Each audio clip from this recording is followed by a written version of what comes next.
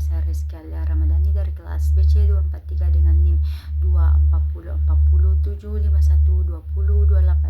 Pada video kali ini saya akan menjelaskan tentang aspek penilaian, pengertian penilaian, tujuan penilaian, jenis-jenis penilaian pada kurikulum Merdeka, yang terakhir itu fungsi penilaian pada kurikulum Merdeka. Yang pertama itu pengertian penilaian.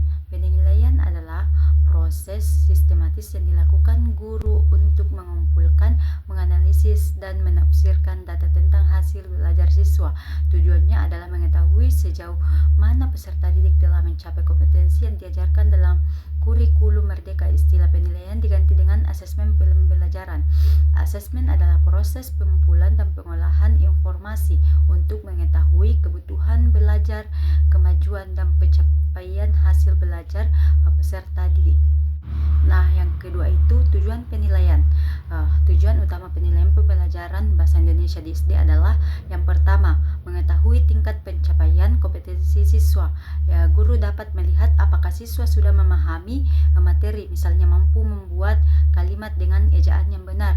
Yang kedua, mengetahui kesulitan belajar siswa.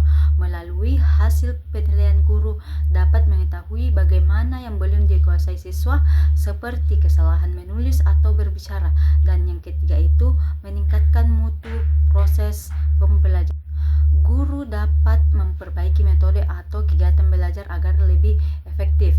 Yang keempat itu memberikan umpan balik bagi siswa.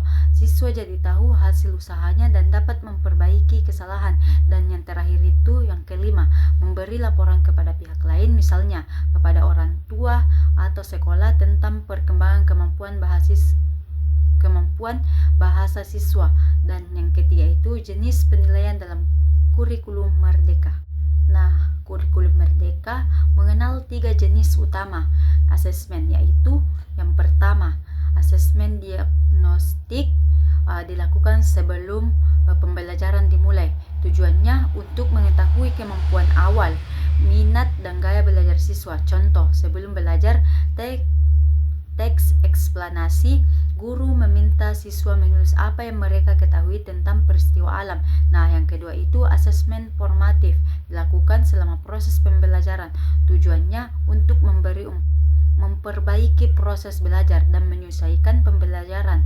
Contoh, saat siswa menulis teks eksplanasi, guru memberi catatan langsung agar siswa bisa memperbaiki tulisannya.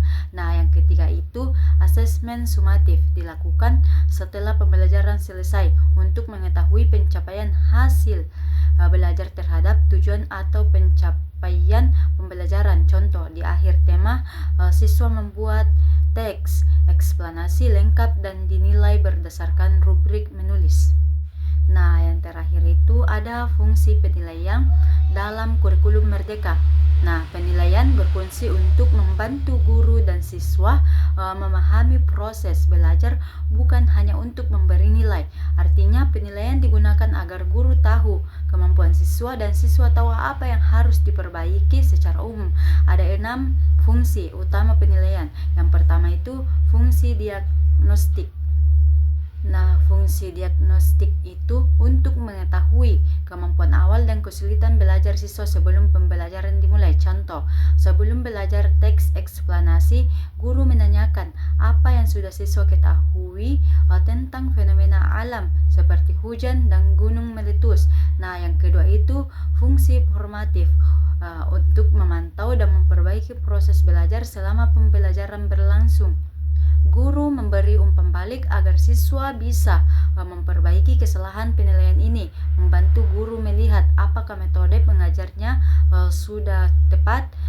Contohnya itu saat siswa menulis teks, guru memberi komentar seperti bagian sebabnya sudah bagus tapi akibatnya perlu diperjelas. Nah, yang ketiga itu fungsi sumatif, untuk mengetahui hasil akhir belajar siswa setelah pembelajaran selesai. Digunakan untuk menentukan apakah siswa sudah mencapai tujuan pembelajaran. biasanya berupa nilai atau deskripsi hasil belajar. Contoh, di akhir tema siswa dinilai dari teks eksplanasi yang sudah selesai ditulis. Nah, yang keempat itu fungsi reflektif untuk membantu siswa menilai diri sendiri dan menyadari kemampuannya. Siswa diajak melihat hasil kerjanya, apakah yang sudah baik dan apa yang perlu diperbaiki. Contohnya itu, setelah mengerjakan tugas, siswa mengisi lembar refleksi seperti apakah saya sudah menggunakan kalimat efektif. Yang kelima itu fungsi motivatif untuk memberi semangat dan dorongan kepada siswa agar terus belajar.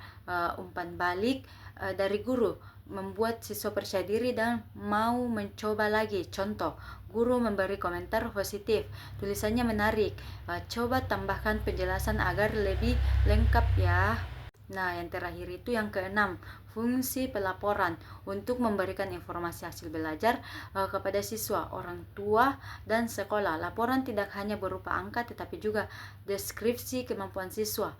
Contoh, Sinta sudah mampu menjelaskan sebab akibat suatu peristiwa dengan baik, tetapi masih perlu berlatih menulis kalimat pembuka yang jelas.